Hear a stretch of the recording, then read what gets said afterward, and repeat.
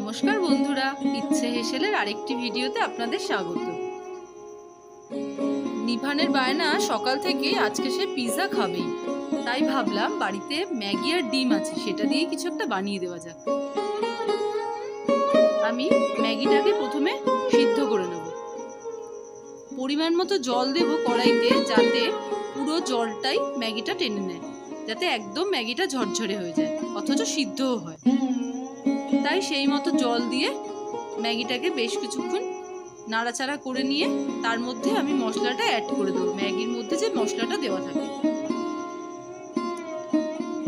ভালো করে মশলাটা অ্যাড করে নিয়ে নাড়িয়ে চাড়িয়ে নিয়ে পুরো জলটাকে একদম ম্যাগির মধ্যে আমি শুকিয়ে নেবো। পরিমাপটা জলের সেরকমই দিতে হবে। ব্যাস, এবার মিশিয়ে নেবার পর মশলা আর ম্যাগিটা আমি এবার ম্যাগিটাকে একটা পাত্রে তুলে রাখবো। তারপর আমি একটা বাটিতে একটা ডিম ফাটিয়ে তার মধ্যে একটু নুন আর গোলমরিচ দিয়ে ভালো করে ফেটিয়ে নেব। ডিমটা ফেটিয়ে নেবার পর তার মধ্যে আমি যে ম্যাগিটা আগে থেকে সিদ্ধ করে রেখেছিলাম সেটা মিক্সড করে নেব। বেশ কিছুক্ষণ টাইম করে আমি মিক্সটা করে নেব, যাতে ডিমের প্রলেপটা সম্পূর্ণ ম্যাগিটাতে লেগে যায়। এবার যখন আমার মিক্স করাটা কমপ্লিট হয়ে যাবে, তখন আমি গ্যাসের ফ্লেমে একটা কড়াই বসিয়ে দেবো, বা আপনারা প্যান নিতে পারেন।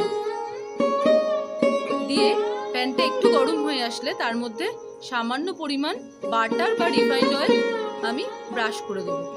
দিয়ে ওই ম্যাগিটা আর ডিমটা যে একসাথে মিক্সড করে রেখেছিলাম সেটা দিয়ে ভালো করে চারিদিকে ছড়িয়ে ছড়িয়ে দেব, যাতে কোনো অংশটাই মোটা না থাকে। আর এই শেপটা একটু গোল দেওয়ার চেষ্টা করব। দিয়ে এরকম স্প্যাচুলা দিয়ে চেপে চেপে আমি একটা শেপে নিয়ে আসলাম, মোটামুটি যাতে বেশ গোল টাইপের হয়। এমনভাবে স্প্রেড করব যাতে চারিদিকটা মোটামুটি সমান হয়, খুব বেশি মোটা না হয়। চেষ্টা করবে একটু পাতলা করেই রাখতে, কারণ ভালো করে যাতে কুকড হয় বোথ সাইড। এবার আমি কিছুক্ষণ ঢাকা দিয়ে এটাকে একটু কুক করে নেব। এই সময় গ্যাসের ফ্লেমটা খুবই আস্তে থাকবে। কিছুক্ষণ কুক করে নেবার পর তারপরে আমি দেখে নেব যে একটা সাইড হয়ে গেছে, তাহলে আমি উল্টো পিঠটা উল্টে দেব। দিয়ে আবারও ঢাকা দিয়ে বেশ কিছুক্ষণ করে নেব রান্নাটা। এবার যখন দেখব নিচের পিঠটাও হয়ে গেছে, তখন আমি এবার ওপর পিঠটাতে আমার কাছে একটা পিৎজা পাস্তা সস ছিল, সেটা আমি 1 চামচ ভালো করে ওপর পিঠটাতে লাগিয়ে নেব। বেশ সব দিকটা যাতে স্প্রেড হয়ে যায় সেরকম ভাবেই লাগিয়ে নেব। আপনাদের বাড়িতে যদি এটা অ্যাভেলেবেল না থাকে, আপনারা এখানে টমেটো সসও দিতে পারেন। এইবার আমি ওপর থেকে ক্যাপসিকাম, পেঁয়াজ কুচিগুলো যে আগে থেকেই করে রেখেছিলাম সেগুলো ভালো মতো সাজিয়ে নেব।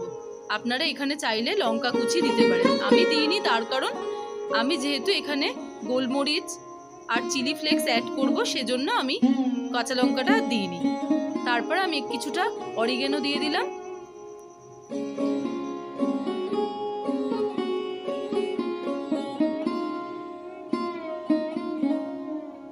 তারপরে আমি দিয়ে দেব এর মধ্যে বেশ কিছুটা পরিমাণ ডাইস চিজ দিয়ে দেবো।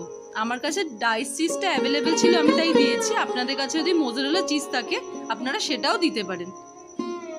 আমি চিজটা একটু বেশিই দেবো, যেহেতু চিজের ফ্লেভারটা আমরা সবাই মোটামুটি পছন্দ করি।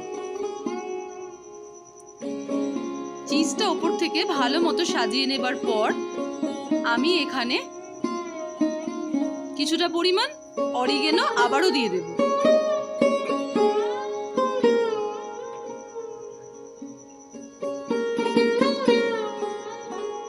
তারপরে আমি এর মধ্যে দিয়ে দেব কিছুটা পরিমাণ গোলমরিচ। ঝালটা আপনারা নিজেদের হিসেবে দেবেন।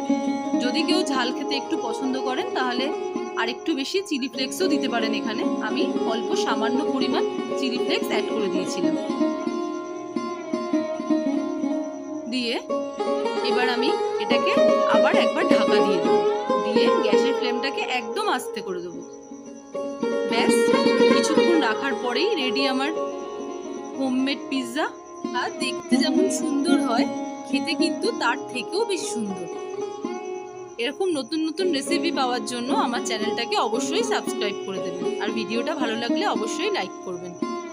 তাহলে আজকের মতো টাটা, আবার অন্যদিন দেখা হবে নতুন কোনো ভিডিওর সাথে। টাটা।